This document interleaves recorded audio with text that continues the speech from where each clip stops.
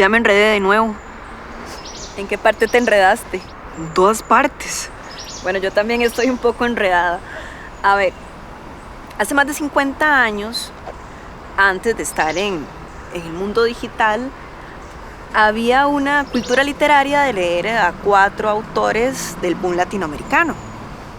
Julio Cortázar, Mario Vargas Llosa, Gabriel García Márquez y Carlos Fuentes. Exactamente. Entonces, la gente salía a comer o iba a alguna fiesta y se reunía a hablar de esos autores. Existía una tradición literaria que correspondía como a un grupo muy específico de personas y también a una parte muy específica de la literatura latinoamericana. Ok, ¿y ahora? Ahora voy a hablar como una tía en una fiesta, pero bueno, ahí las cosas cambian.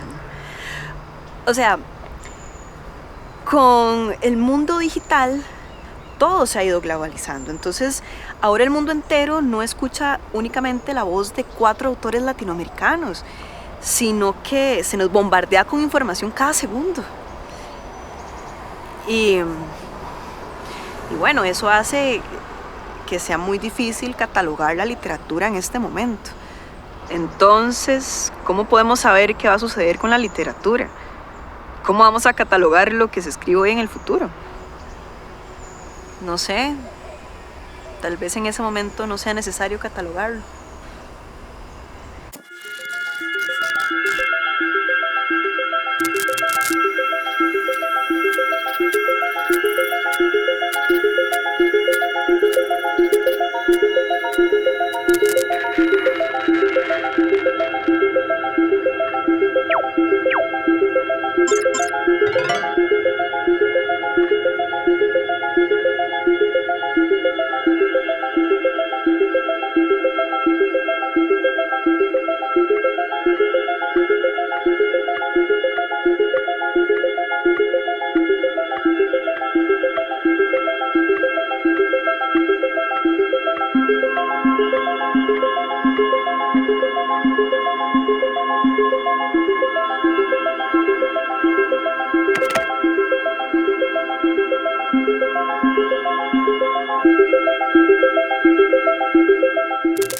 Si algo sorprende en la tradición literaria como ficción de Carlos Cortés, es la mesura y la lúcida distancia con que retrata un mundo que, como él mismo reconoce, parece haberse extinguido.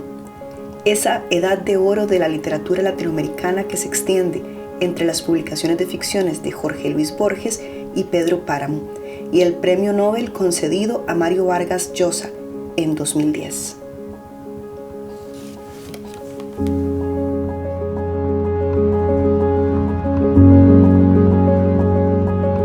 En el fondo del patio central del Palacio del Marqués de Valdehoyos, por encima de las cabezas calvas, algunas, y otras delicadamente peinadas, zigzagueó repentina una corona de pelo ensortijado de color gris plata.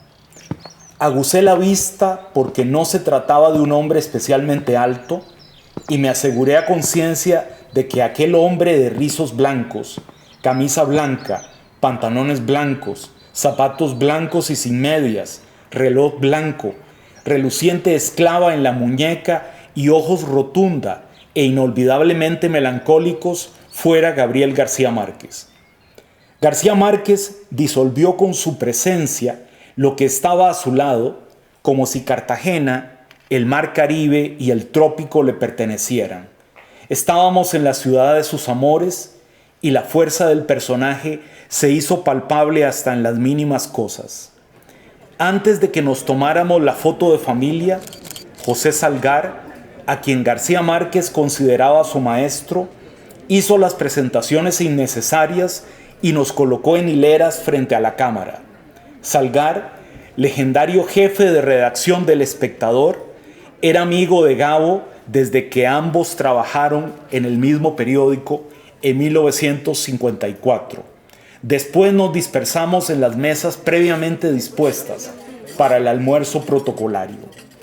Un año después, mientras yo saludaba a Álvaro Mutis en el Palacio de los Congresos de Biarritz, durante la inauguración del Festival de Cine y Cultura de América Latina, apareció García Márquez, La atmósfera se sacudió de golpe con un latigazo instantáneo de electricidad. Mutis y yo encontramos refugio en la barra de mármol de la cafetería, en un extremo del enorme salón, a salvo del tumulto. Mutis se sonrió divertido, inmune a la fama y a la multitud que crecía sin cesar alrededor de su amigo colombiano. Al día siguiente, María y yo cruzábamos la playa de Biarritz. La vista del balneario, estacionado entre la Belle Époque y los locos años 20, nos invitó a cometer una pequeña travesura.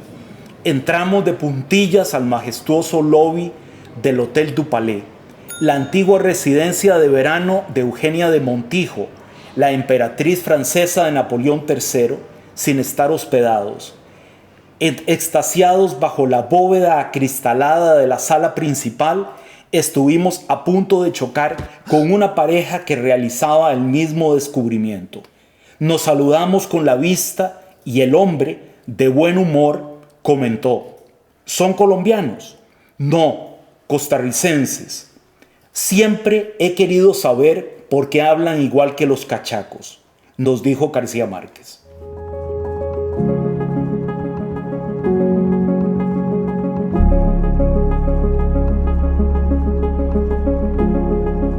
Carlos, inicialmente agradecerte por brindarme un ratito de tu tiempo. Yo sé que estás muy ocupado, pero estoy segura que la información que me vas a dar es muy valiosa para este trabajo, así que muchísimas gracias por eso.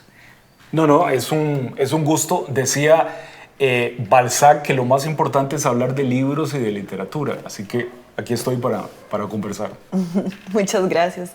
Conversemos entonces de este libro, La tradición literaria como ficción. ¿Qué pueden esperar las personas lectoras con respecto a esta obra?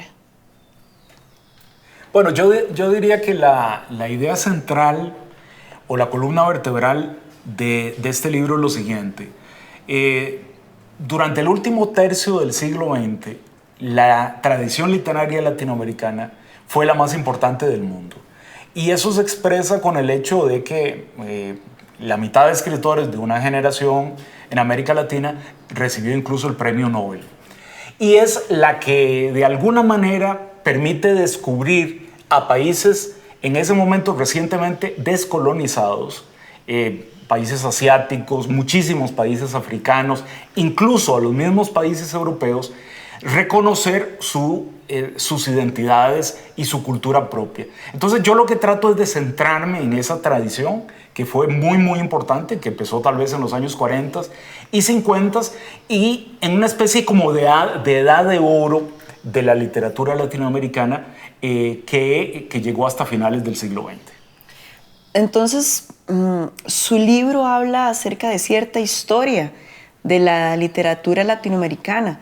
¿Me podría ayudar a profundizar un poco más sobre esto? Sí, a ver, pues no sé qué idea podrían tener los lectores actuales de América Latina. En realidad América Latina es una construcción sociocultural.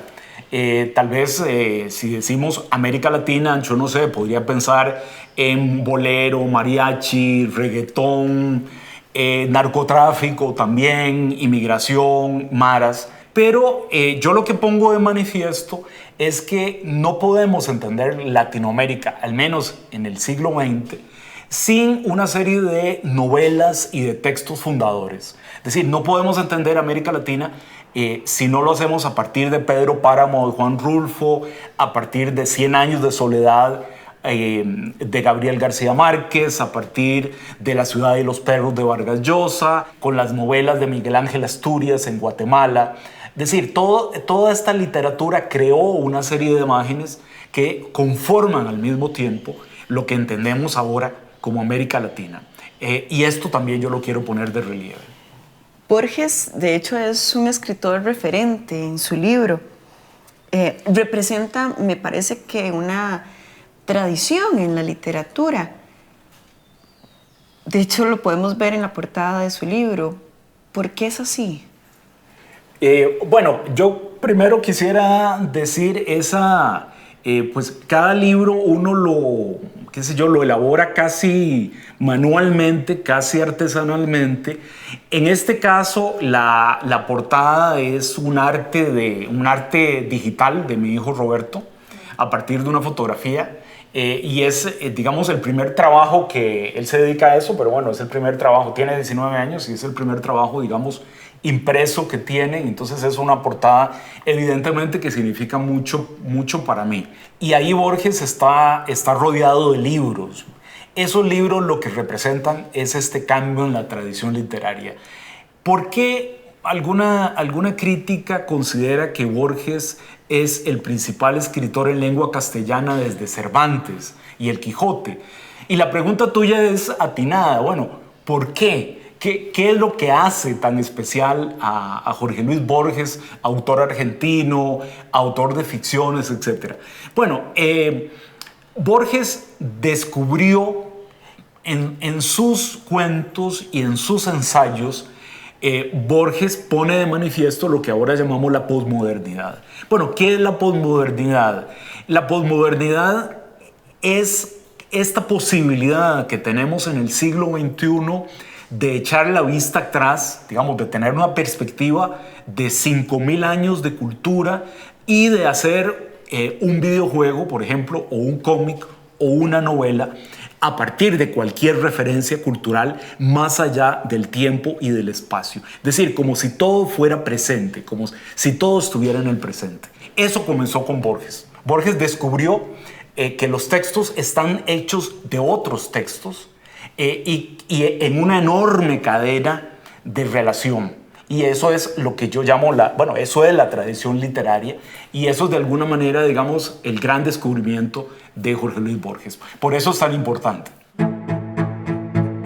Abordajes, poemas y acuarelas de María Amalia Sotela, publicado en el 2020, es una antología que reúne una muestra significativa de todo su trabajo como poeta, y están acompañados con una serie de acuarelas realizadas por la misma autora. La obra nos comparte poemas líricos de tono bucólico e intimista, donde el amor se funde en paisajes marinos y tropicales, con matices de tono existencial. Esta recopilación es un elogio a la vida y se puede encontrar en nuestras librerías UNED.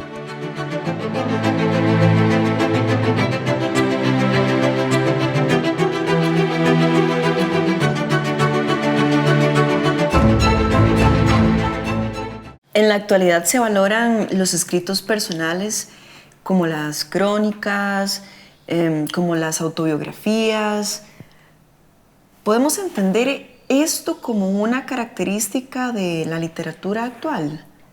Completamente. Yo creo que al lector contemporáneo le produce suspicacia y desconfianza las ideologías, y cree mucho más en la experiencia humana, en la experiencia de otro, ¿verdad? En lo que otro ser humano te pueda contar.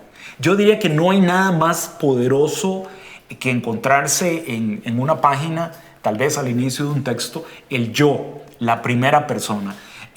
Ahí el lector cree fieramente en eso, en la reivindicación del testimonio. Entonces, una serie de géneros. Y esto es lo que explica que cada vez más estos géneros que están diciendo, que grosso modo los podríamos englobar como géneros de no ficción, ¿verdad? Que incluyen autoficción, digamos lo que generalmente se entiende como autobiografías, memorias, biografías incluso, etc. Cada vez más los lectores quieren acercarse a estos textos porque creen que ahí hay una verdad. Me parece que lo que el lector quiere es que le cuenten los grandes temas de la literatura, que lo han sido durante siglos, durante milenios tal vez, pero a través de una experiencia personal. Y es por eso que el testimonio y la autoficción son los géneros quizá que mueven a más lectores y más emociones en la literatura actual. Claro, entonces podríamos decir que usted escribe esta obra a partir de eso. Bueno, esa es una pregunta muy interesante porque en este libro hay textos escritos más o menos a lo largo de 15 o 20 años, ¿verdad? Y efectivamente los primeros textos se acercan más, digamos, a lo que podríamos decir un ensayo académico, de alguna manera. Pero también, al mismo tiempo, poco a poco, digamos, yo me voy insertando en este diálogo con el lector.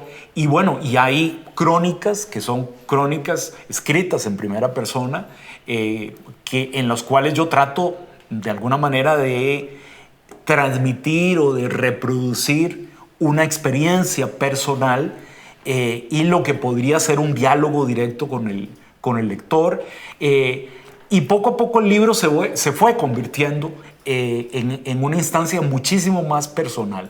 Ahora, está llena, sí, de señales, de gestos, de alguna manera, de marcas de lo que yo soy, ¿verdad? Yo siempre me meto ahí, aunque yo, no sé, aunque reproduzca un diálogo con García Márquez, ¿verdad? Pues estoy contando lo que García Márquez le preguntó a mi esposa, o lo que mi esposa me dijo, o lo que yo le conté de alguna manera para hablar de García Márquez, o de Ernesto Sábato, con quien me pasó lo mismo, etcétera, ¿verdad? Entonces uno siempre está ahí. De alguna manera, este libro soy yo, y creo que estamos mucho menos preocupados los escritores del siglo XXI, digamos, como por borrar las marcas de una falsa objetividad y cada vez como meter más las manos, digamos, ¿verdad? Como dejar mucho más las huellas digitales en todo lo que hacemos. Y finalmente me gustaría preguntarle, ¿para usted qué significa escribir? Para mí escribir es una especie de rezo pagano, es una mezcla de una conversación con uno mismo, de una especie de meditación. Yo creo que aquí lo extraordinario es que, siendo un oficio tan radical, tan extremadamente solitario, es también una búsqueda del otro. Yo a veces he dicho, tal vez lo he escrito, que yo escribo para entender mi dolor. La explicación de mi escritura y de mi literatura está en el asesinato de mi padre. Y yo, cuando escribo, trato de comprender ese dolor y de alguna manera sé que lo estoy llevando a los demás, porque esa es la única manera que tengo de, digamos, de sobreponerme a ese dolor y de entenderlo. Entonces es algo, digamos, que comienza a oscuras, sin luces, que comienza en la más oscura soledad, pero que te lleva a los demás. Y sin ese diálogo con los otros, yo creo que la vida no es posible. Bueno, Carlos, de verdad, muchísimas gracias. Yo creo que con lo que hemos hablado se me ha abierto un poco, ¿verdad?, más la perspectiva que tengo justamente de la literatura latinoamericana, y creo que es un gran aporte para continuar estudiando y también para también introducirse a uno también en la misma escritura. Así que muchísimas gracias por esto. No, con mucho gusto. Ahora dijiste estudiar. Yo reivindicaría más que estudiar.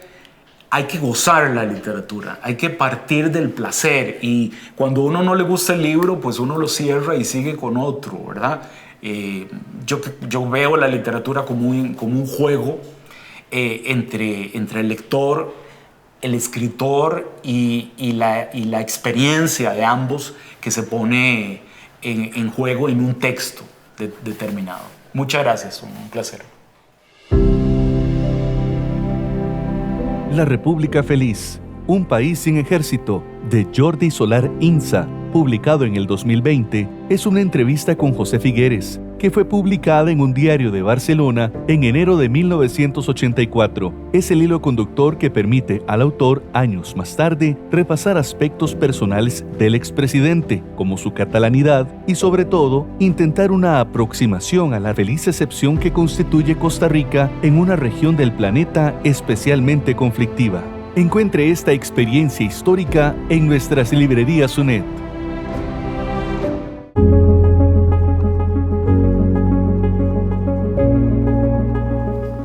bueno, inicialmente agradecerte por ayudarme en este documental.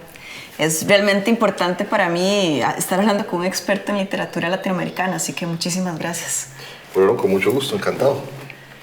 Y justamente por esto, porque usted es especialista, ¿verdad?, en este tema, a mí me gustaría saber su opinión profesional con respecto a este libro, La tradición literaria como ficción.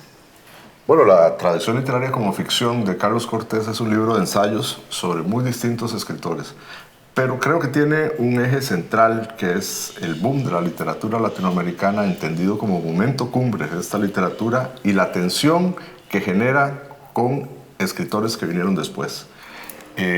No solo trabaja sobre esos escritores, Julio Cortázar, Carlos Fuentes, Gabriel García Márquez, Mario Vargas Llosa, sino lo que vino después. Es decir, cuál fue la reacción de otros escritores a eso que había pasado, que fue un verdadero cataclismo, dice Carlos Cortés, en el sentido de que recibió toda la aprobación de la crítica, el gusto de los lectores y además el éxito editorial a nivel mundial. Eso vino a cambiar la visión de la literatura latinoamericana, la visión de la historia de la literatura latinoamericana, y por supuesto que es un peso enorme para los escritores que vinieron después, que con una actitud un poco parricida en algunos casos, en otros imitadores abiertamente, ¿verdad? Se relacionaron con esos escritores del boom, que por su parte también, no proponiéndoselo ellos, sino por el fenómeno que fue, opacaron a otros escritores y escritoras de la literatura latinoamericana. Entonces Carlos Cortés reflexiona sobre eso, sobre lo que se entendía por literatura latinoamericana, y cuando él habla del fin de la literatura latinoamericana, en este libro a lo que se refiere es a eso que se pensó del boom desde Europa, desde Estados Unidos, y que de alguna manera se convirtió en una etiqueta que podríamos pensarla autoritaria, en el sentido de que invisibilizó todas las demás literaturas de la región y impuso como la obligación también de escribir como ellos, ¿verdad? Esa primera tensión se entrelaza con una discusión teórica, con la discusión teórica entre modernidad y posmodernidad, de tal manera que es un libro muy rico para reflexionar sobre todos estos temas.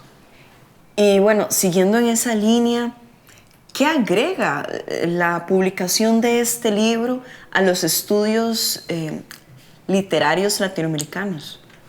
Bueno, tenemos que recordar que Carlos Cortés también es novelista, es cuentista, tiene libros de poesía, entonces el manejo del lenguaje que él tiene no es exactamente el de un académico, aunque tiene la información académica sobre todos estos temas de la literatura latinoamericana.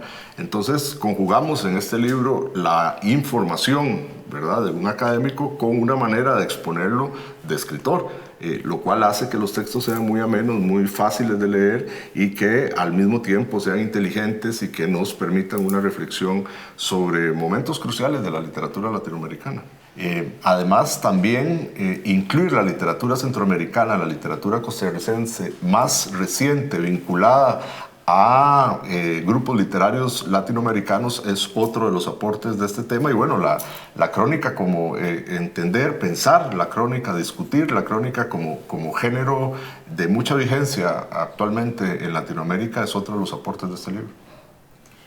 Álvaro, este libro plantea y pone, bueno, sobre la mesa muchísimas preguntas con respecto a cómo es la literatura actual. ¿Usted qué opina de esto? ¿Cómo ve la literatura actual latinoamericana? Bueno, creo que primero tendríamos que fragmentar lo de literatura latinoamericana y hablar de literaturas, ¿verdad? De distintas literaturas escritas desde distintas regiones de América Latina, desde distintos géneros y desde distintas perspectivas estéticas. ¿Hacia dónde va esa literatura? Bueno, la literatura siempre, en general, no solo latinoamericana, anticipa, ¿verdad? Anticipa maneras de sentir y de pensar y de relacionarse con el mundo social en el que estamos todos envueltos. Lo que me parece es que no será una única tendencia la de la literatura latinoamericana, no cabrá en una única etiqueta, sino que distintas tendencias, distintas perspectivas estéticas convergerán, ¿verdad? Convergirán en la literatura latinoamericana que está escribiéndose y que se escribirá. Bueno, muchísimas gracias, Álvaro, por compartirme su experiencia. Estoy segura que esto me va a ayudar muchísimo a entender un poco más acerca de la literatura latinoamericana y va a ser un gran aporte para este documental. Muchísimas gracias. No, con muchísimo gusto, encantado. Malas Decisiones, de Enrique Villalobos, publicado en el 2020, es una novela policíaca que sigue el secuestro de un exitoso abogado. No obstante, las verdaderas motivaciones del secuestrador no son económicas. El imperio de la causalidad se cierne sobre las vidas de estos dos personajes, cuyos destinos quedarán marcados por decisiones fatales e irreversibles. Más que una novela policíaca, se trata de una reflexión acerca de los rumbos del deseo y la venganza. El misterio espera. Encuéntrelo en nuestras librerías UNED.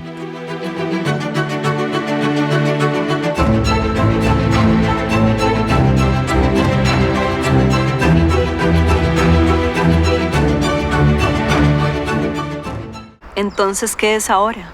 Ahora es una ventana abierta donde podemos leer desde el momento en que queramos y tal vez siempre haya sido así.